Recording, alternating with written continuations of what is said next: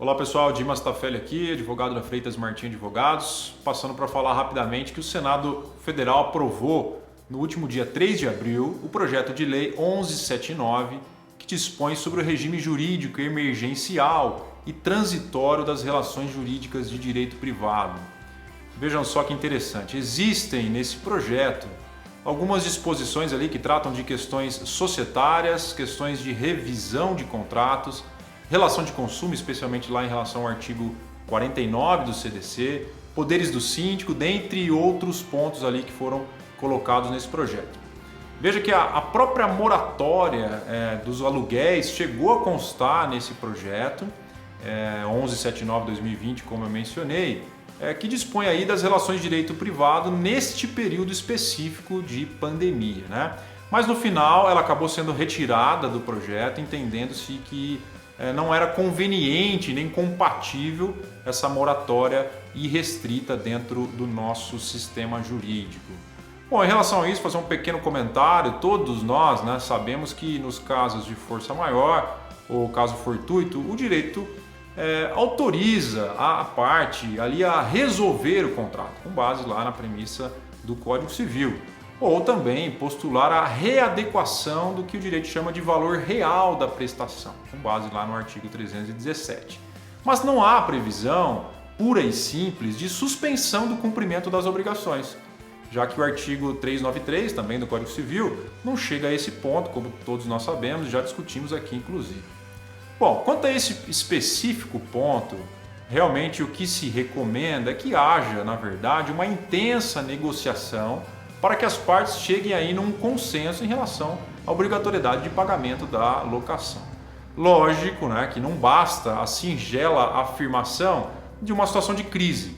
É melhor que a análise seja específica, verticalizada e seja também demonstrado o efetivo prejuízo que gera aí a parte a impossibilidade de cumprir as suas obrigações aí de locação. Não adianta alegar, na verdade tem que ter uma rodada ou várias rodadas de negociação para tentar chegar num consenso. Realmente, negociar, propriamente dito, e observar principalmente a boa-fé para que não haja oportunismo. Bom, esse projeto foi aprovado no Senado, agora ele segue então para a Câmara dos Deputados. Muito provavelmente ele também vai ser aprovado na Câmara, ainda não temos notícia disso, mas muito provavelmente também vai ser aprovado. Mas o que eu gostaria aqui de chamar a atenção nesse vídeo é em relação à disposição constante nesse projeto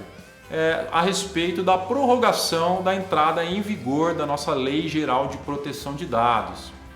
Na prática, o que o projeto de lei trouxe foi que a entrada da LGPD foi postergada para janeiro de 2021 e as vigências das sanções previstas na lei a partir de agosto de 2021. Me parece, na verdade, que prevaleceu aí um bom senso do Senado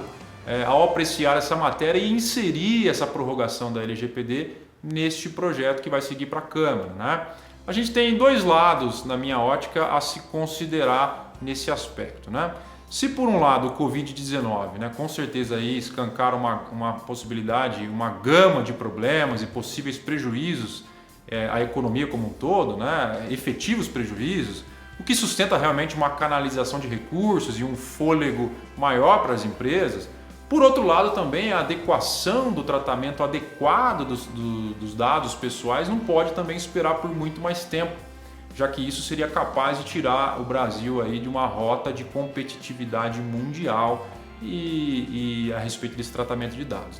Além disso, na verdade, também a gente tem outro ponto, a utilização nociva e desenfreada de dados pessoais certamente tem impactos negativos e essa, inclusive, foi uma das razões da própria necessidade do Brasil ter uma lei específica para tratamento dos dados pessoais, que vai muito além aí do Código de Defesa do Consumidor, do próprio Marco Civil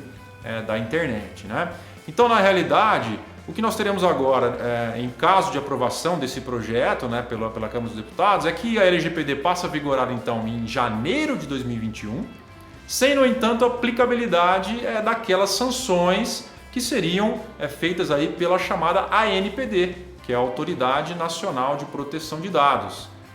Na minha ótica, seguindo aí, me parece uma lógica coerente porque a NPD, se tudo der certo, vai passar a ser estruturada adequadamente neste período, que essa também era a pendência para a vigência anterior de agosto, né? Bom, por outro lado, né, ainda que não esteja vigente as sanções administrativas, certamente a LGPD já poderá servir, né, a partir de janeiro como um fundamento para todas as outras questões envolvendo ali o tratamento dos dados pessoais. Aí a gente tem a atuação do Ministério Público, PROCON, órgãos de controle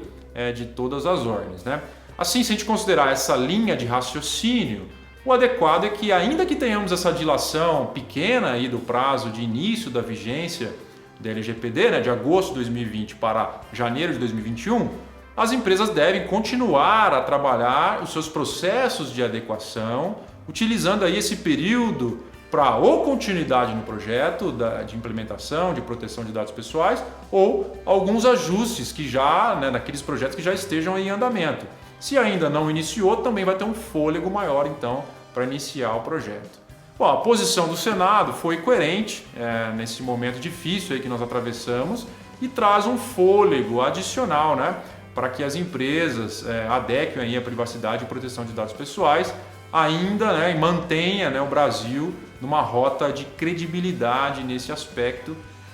ainda mais agora que nós falamos aí de um cenário mundial, de crise e tudo mais que advém dessa pandemia que infelizmente nós estamos enfrentando. Então me parece que o projeto ele foi feliz neste sentido e agora provavelmente vai ser também endossado pela Câmara dos Deputados e deve ser publicado, né, em breve. Tá certo? Forte abraço.